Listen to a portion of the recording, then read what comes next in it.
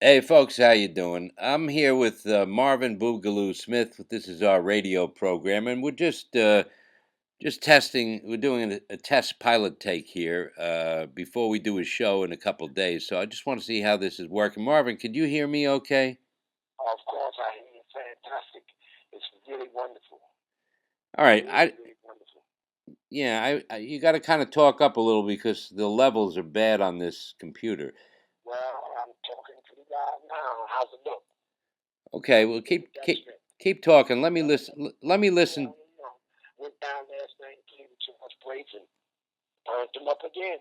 I mean, I must have really burnt him up. It seems to me like when I really burn him up, it feels to me like I'm not really doing that much.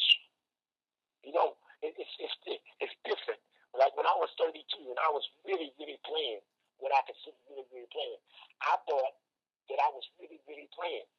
And now when I go back and look at that stuff that I did with Archie Shepp, I can see all the stuff that I'm doing now perfectly. I mean, the music is never perfect, but in the sense of how I'm executing these things, it's more perfect now, and it's more seasoned now, and I can do it.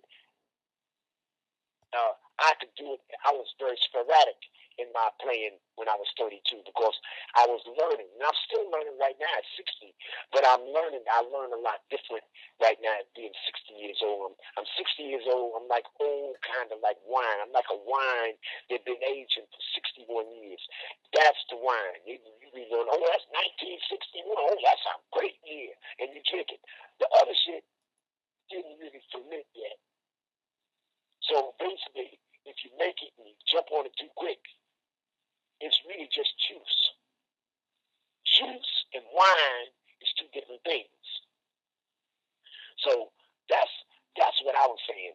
When I got back home with tonight with Andrew, because her kids messed up, and so I was able to go. But we came on home, and I'm up now. I'm listening to music. I'm listening to a lot of my music because I got a show coming in here tonight, Greg Glassman and John Esposito, and I invited Bob Cage to come by and play some violin and guitar. So he's a good friend of mine, and we're gonna just play. Ain't no plan on what we're gonna play. We just gonna throw the music out there and just let it. The way I like it is to create in the moment. I don't like all that rehearsal. To me, that just waters down the energy. I like to play, and I don't want to know what you're going to do and when you're going to do it. Count it off. Let's go. If it's slow, we played a couple of ballads last night with the singers. Beautiful. We never rehearsed it. It sounded like we had a rehearsal every minute of the day up to that gig.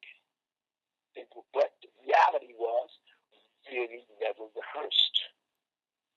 So I'm just, and I ain't gonna say I'm disappointed in the people because I'm not really disappointed in people. I'm disappointed in some of my students. I can tell if my students know what I'm talking about. A lot of my students say yes, Boogaloo, because they can't out talk me, or it's very hard to find me on that bandstand. But basically, I know if my students understand Andrew Greeny, he's playing at the Zendor Cafe, and who did he go get? He went and got some masters. He went and got Pete Thompson on piano. He's a bad cat. He went and got Marco Cecil on bass. He went and got Dean DeLone, some tenor. I don't know what his name was, but if I look at it, and then he was playing drums. Now the weakest link in there is Andrew Greeny. But Andrew Greeny is a good student, so he's striving hard to play good, and the masters is playing the perfect level that they always play. So when you got that kind of combination, then I know, oh, this student understood what I was saying. Now the rest of my students, they ain't working with nobody, and if they are working with somebody, it's some bullshit cats that can't play that. You can't get better like that. So that's why, yo, people be, will you play again? Yes, because I'm the example. I'm the example that I want my students to follow. I'm not saying I want them to play like me, but you gotta shoot for higher ground all the time. You gotta strive to push yourself. So if you go get some cats Now, if Andrew Green said, man, I'm working at the Single Cafe, I said, well, who you going to get? Well, I'm going to get my brother. Do you know what would happen? They would have got fired. They would have played one set, and the man would have said, listen, don't even try to play the second set. You're fired. They would have got fired on the spot. But they can't fire Andrew because Andrew got the masters up there. And this is the second time I've seen him do that. One time we had a wedding, and myself and Kasai went. We got there. He had Andy McLeod on bass and John Esposito. And of course, he let me play and he let Kasai play. Man, we had a ball in there. Why? Because the cats that he picked, I could play all my stuff and they could respond to it. Now, he went, if he even knew where he got some junior picks that he was playing with when I knew him 12 years ago, he got fired in a minute. And I took him down there to Newtown, and they played one set. And when they went back for the second one, the man said, don't even bother to go back. Pack up, you're fired. Now, that's my reality. That's my reality. Now, the people don't want to get with that. You don't want to live with what I'm trying to do. What I'm trying to do is preserve this drumming for the future generations. I ain't laying back there with that shit I played with Shep. That thing I played with Shep was nice, but now it's time to harvest the thing. Harvest what I'm doing now. Don't harvest that thing I did before just because I was with Archie Shep. He's controversial. That ain't it. I don't believe that. I don't believe that. That what I played before was nice. It was getting into the ideas of what I'm doing now. But it was not complete. And the people cheer more for that. Why? Because I was with Archie Shep. So is Archie Shep better than what I'm doing? No. Archie Shep, he became famous through John Coltrane and the different cats. He worked all the big gigs and went to Europe and all that.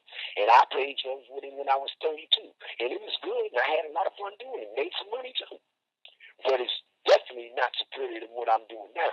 If anybody looking at that past shit to try to measure up, how is Boogaloo and should I go study with him, you're looking at the wrong thing. You better look at what I'm doing now. That's what's happening. Otherwise, when do we ever get to be masters? I done played drums from 2 years old to 60. And my teachers are Blakely, Max Rosen, etc. Cats like that. Roy's still here. One of my teachers too. A lot of cats still here. But a lot of them are gone.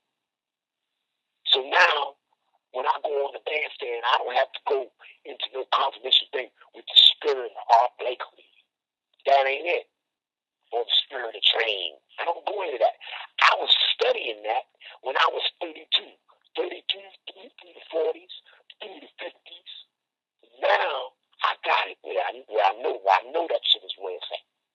So I'm just saying, people should really listen to what I'm doing instead of rushing over there to push that out like button, because I can tell when you listen to music from what you write. So most people just say, thank you, Baloo. I'm looking at music to make people feel better. So if you look at if you don't feel so good everybody don't feel good every day.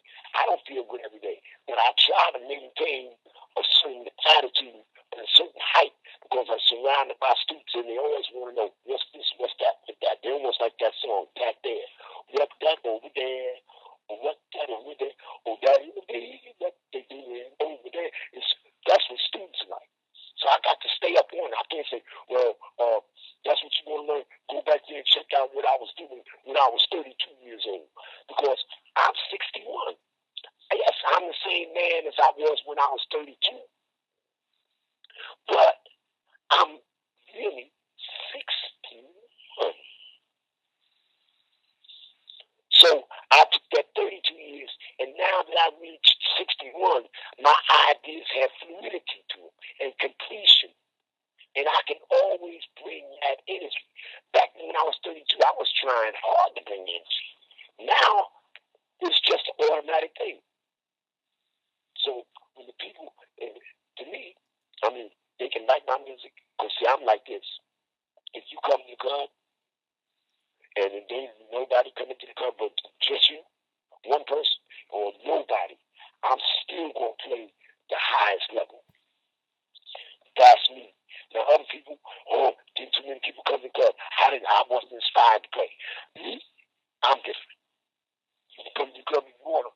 playing that level, and if you stay home, I'm still playing that level. So my determination is different than other cats. Other cats got to have a whole lot of big fanfare and all that. I don't have no fanfare because I never had the fanfare.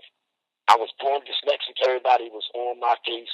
The Lord translate Smith, he let us see your blood run.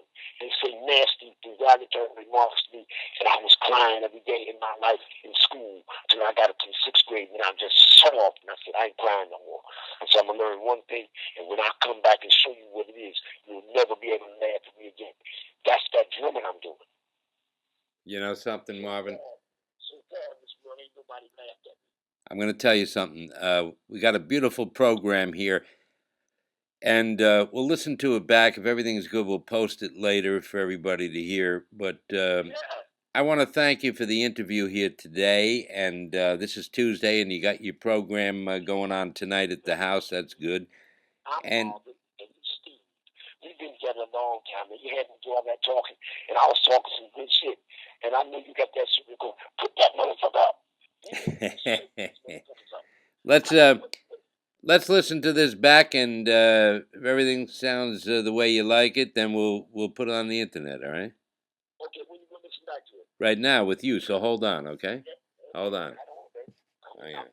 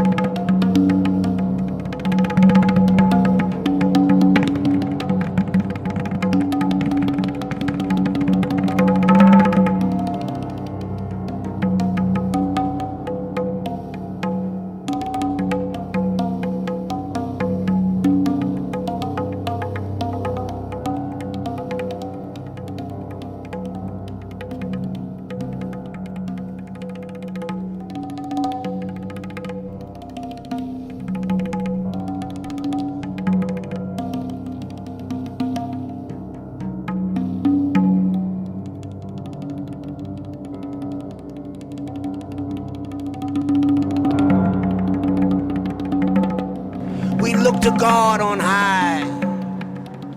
He's not coming down here to fix up what we messed up in the first place. We've got to go inside our hearts, fix what needs to be fixed, learn to love each other, become the white keys and the black keys, work in harmony, build trust. This is what we've got to do. We've got to pray seriously.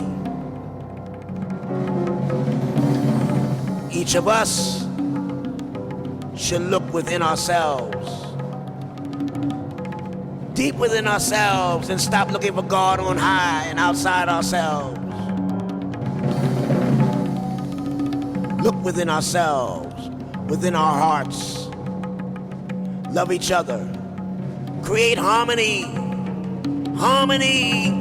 Harmony.